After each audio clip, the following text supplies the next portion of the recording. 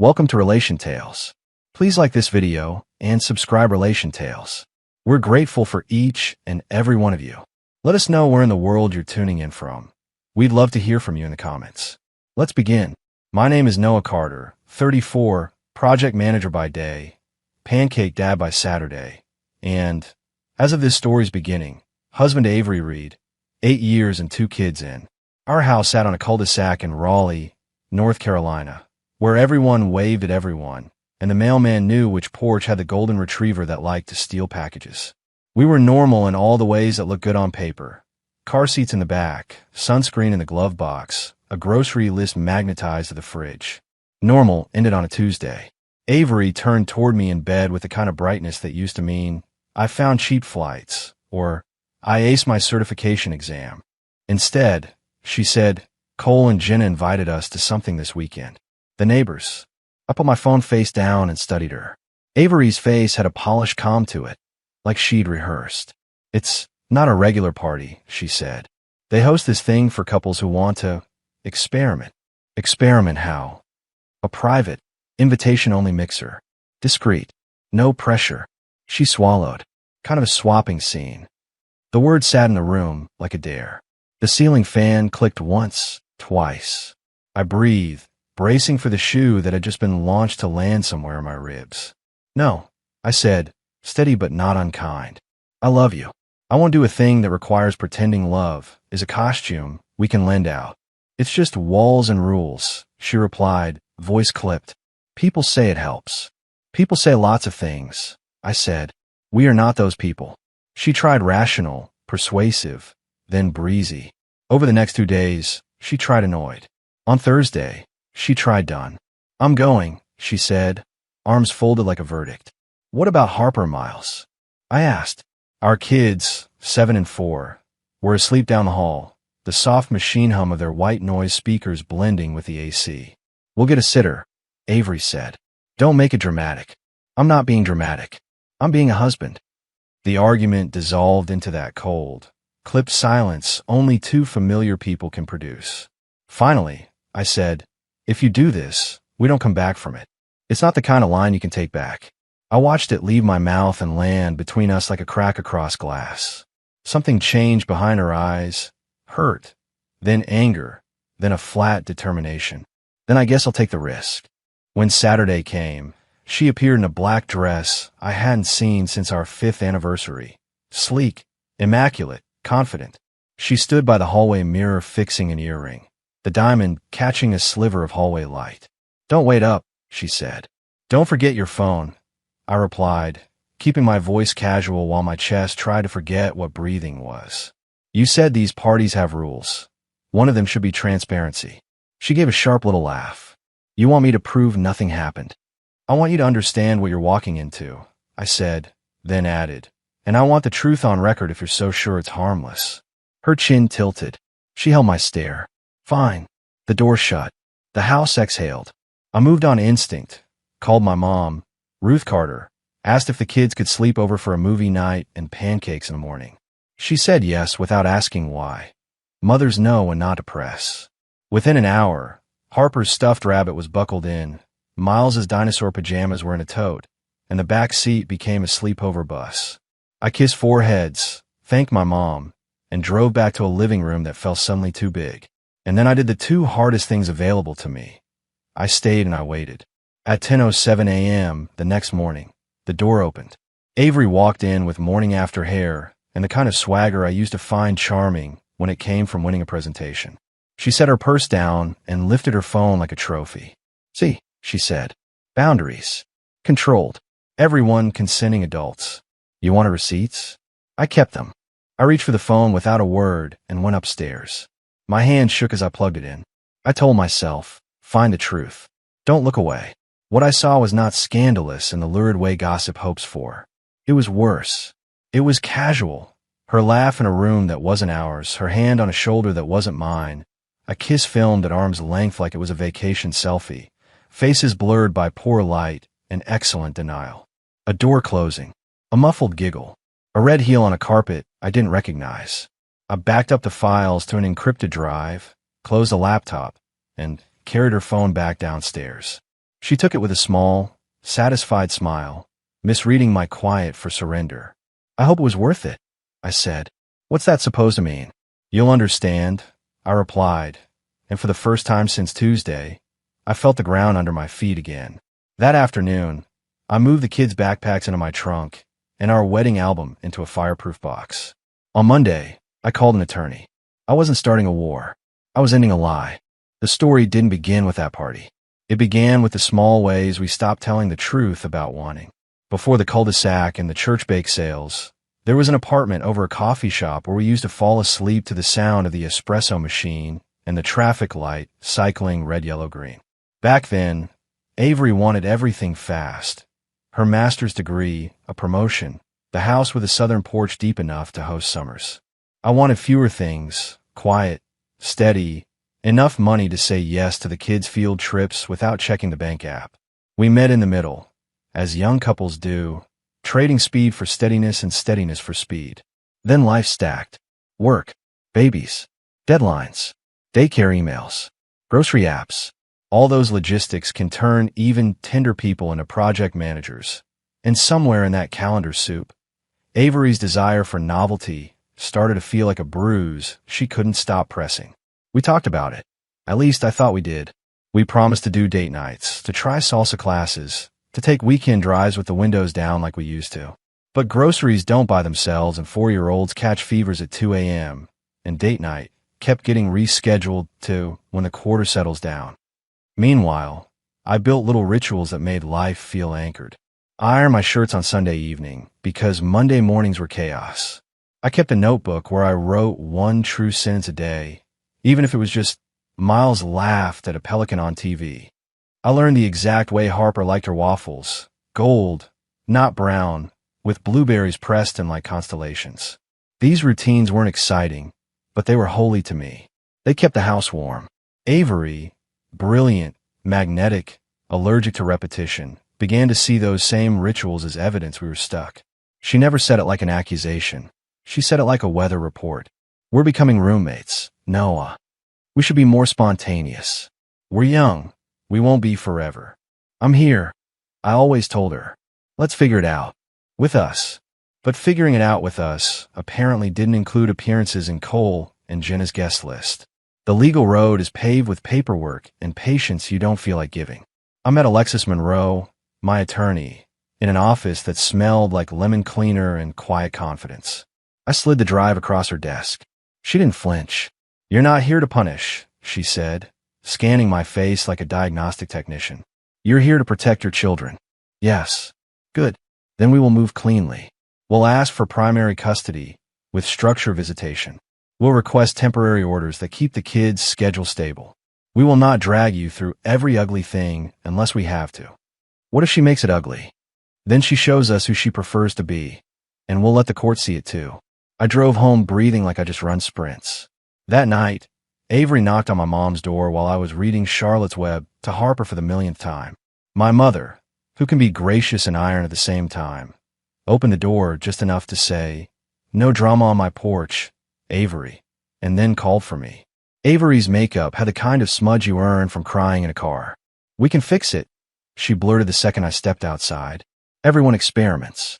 We got our signals crossed." I shook my head. Signals didn't cross. You crossed a line that had our vows written on it. It was one night. It was a map, I said. You wrote it away from home. She folded her arms against the cooling evening. You threatened divorce over a party, but you won't admit you've been half asleep for 2 years. I've been exhausted, I said. Kids, work, groceries, bedtime math, and still showing up. Half asleep people don't back up video evidence and hire counsel. I've been awake, Avery. That's why I'm leaving. Her mouth trembled with the kind of anger grief wears when it refuses to say its real name. You're overreacting. No, I answered, surprising us both with the calm in my tone. I'm reacting exactly enough. She left in a storm of perfume and pride. I went back inside, finished the chapter about a humble pig and a radiant friend, and tucked Harper in while Miles snored softly across the room. At midnight, I wrote my daily sentence. When someone shows you what they want more than you, believe them. It got uglier before it got honest. Avery tried sugar first. Nostalgic texts, photos from our Charleston trip. promises to book a couple's retreat. When that didn't soften me, she tried salt, accusing me of emotional abandonment, reminding me I once forgot our anniversary dinner reservation, threatening to tell everyone I had intimacy issues, weaponizing tenderness like it was evidence against me. There was a day I almost caved. The kids had colds, work had me pinched between deadlines, and the house was too quiet. Avery sent a voice note I replayed 3 times. I miss how you looked at me when I aced things. I miss being your favorite person. It was soft, unguarded. I stood in the laundry room with a basket of warm towels and thought about 14 ways to forgive. Then my phone buzzed with a message from a number I didn't recognize. Cole, man, I'm sorry. I didn't know Avery hadn't cleared it with you. It wasn't cool. There were more people than she admitted. It went further. Jenna told me she thinks she's chasing something she'll never find that way. I'm sorry. I stared at the screen until the words stopped swimming. I didn't respond. I didn't trust myself not to bleed bitterness into the texting app. I set the phone down and folded towels like they were breakable. My daily sentence that night. Sometimes the truth arrives dressed as your neighbor's apology. The court calendar turned like a slow gear. Temporary orders set a rhythm. The kids with me during the school week, alternating weekends, a communication app to keep messages logged and civil. It helped. Structure often does. Avery hated the structure. She preferred improvisation, grand gestures, last-minute plans, leveraging charm to sway outcomes. Structure doesn't care about charm. It cares about receipts. When her sugar and salt stopped working, she tried smoke. That's how cheaters take revenge when they're cornered. They try to fog the room so no one can tell who's choking. First, an edited clip appeared in our parenting app, a 30-second zoom of me hugging a colleague outside our office holiday party. Avery captioned it, "Emotional affair, or do hugs travel?" The court liaison flagged it immediately as irrelevant and warned her. Then came a social media post, thinly veiled but obvious to anyone who knew us, about controlling husbands who weaponize courts. Friends sent screenshots. I ignored them. People who needed to know the truth already did. People who didn't never would. Then she escalated. She told Jenna she'd been keeping a diary of my alleged neglect and would use it if the judge didn't listen. Jenna, to her credit, told me. Not because she was on my side, but because she was on the side of the kids, and chaos is a poor babysitter. Alexis prepped me for the hearing like it was a high-stakes presentation. Facts, not feelings. Documents, not diatribes. Kindness, not contempt. We win by being boring, she said with a flash of a grin. Courts love boring when children are involved. In the hearing, Avery toggled between smoky self-pity and sparkly deflection. It was consensual, she insisted. We discussed exploration. He's punishing me for being open about needs. Alexis barely glanced up from her binder. Your Honor, may we admit the messages where Mr. Carter says no, repeatedly, and Ms. Reed proceeds anyway? And the video evidence Ms. Reed herself provided, which occurred on a weekend when the children were present in the home before being relocated to their grandmothers at Mr. Carter's sole initiative. The judge, a woman with steady eyes and a tired pen, read. When she looked up, she didn't look at me or Avery. She looked at the paperwork. Primary physical custody to Mr. Carter. Ms. Reed will have standard visitation with the following condition: participation in a co-parenting course and individual counseling focused on boundaries and decision-making.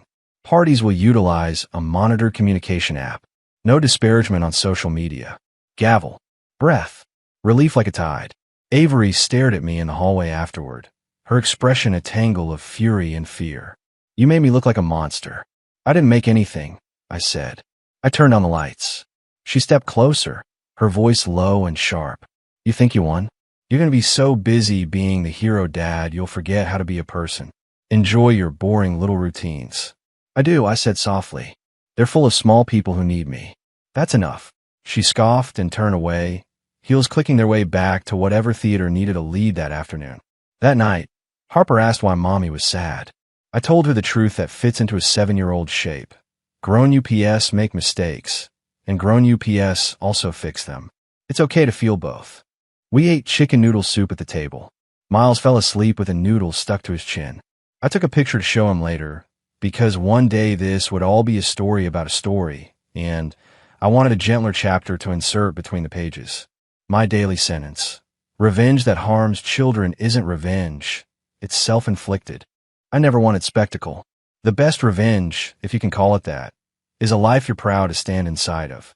But I also believe in consequences that teach, not just punish. Avery had a habit of painting herself into corners with grand gestures. I understood it too well. It's intoxicating to believe the next big thing will rescue you from the ordinary. So I built a firebreak, a way to contain the flames when she lit another match.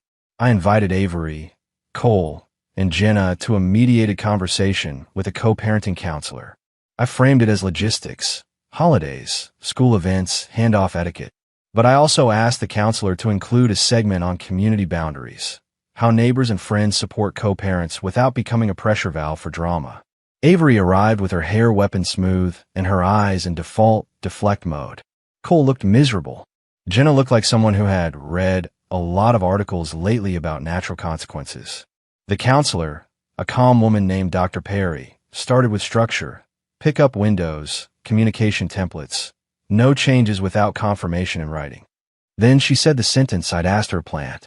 Part of repairing a community after a fracture, she said, is owning the fracture in the same arena you created it. If harm happened publicly, repair must be public in proportion. Avery stiffened. You want me to apologize to the neighborhood? I want you to acknowledge, I said quietly, that when you recruited our neighbors into something we hadn't agreed on, you made them actors in a story that cost our children stability. Cole cleared his throat.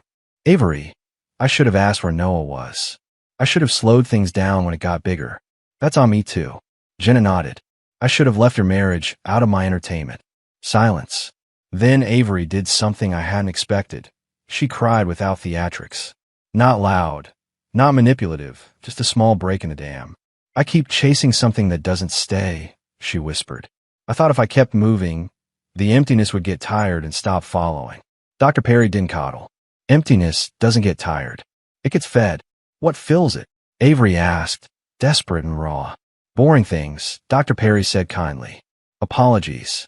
Consistency. Boundaries you respect, even when you don't like them. Telling the truth before the thrill wears off. No one spoke for a while.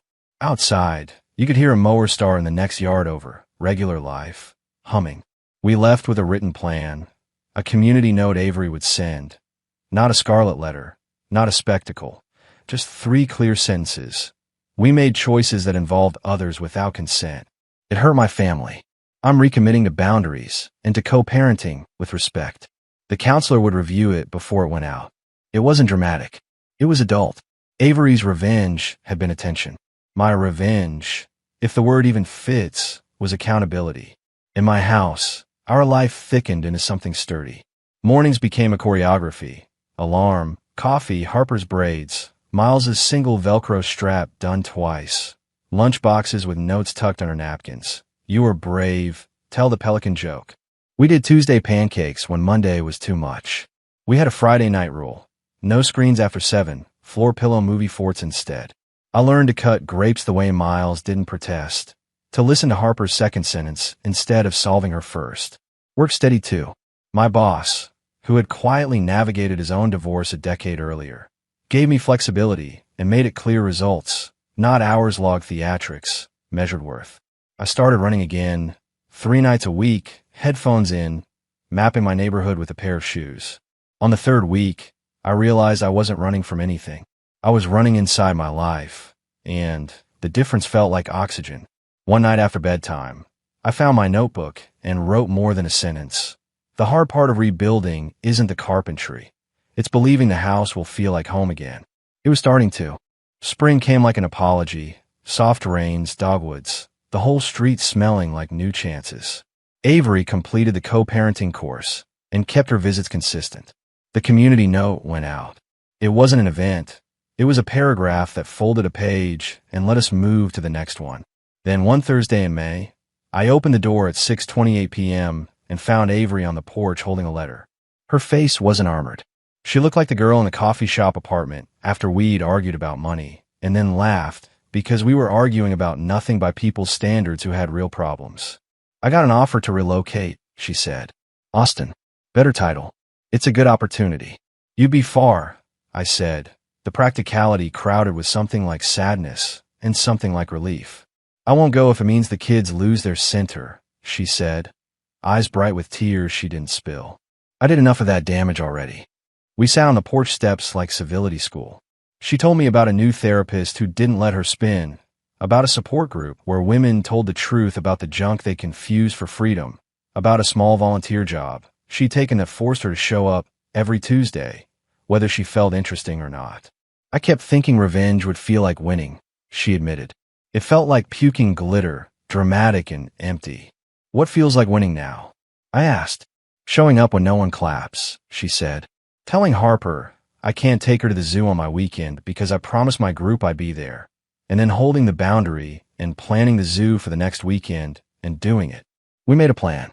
If she took the job, she'd stay in Raleigh through summer, build a visitation schedule around school breaks and long weekends, and we'd split travel. The kids would get stability. She'd get a chance to try again at a life that wasn't built on novelty alone. After she left, I made grilled cheese for dinner and cut the crust because Thursday needed softness. We ate on the porch. Harper told me her class planted seeds, and hers was named Captain Leaf. Miles announced he could now do a dinosaur roar quietly, which turned out to be false advertising. It echoed down the block and drew a laugh from Mr. Ortega watering his azaleas. When the kids were asleep, I sat at the table with my notebook and wrote. Forgiveness isn't forgetting, and it's not excusing.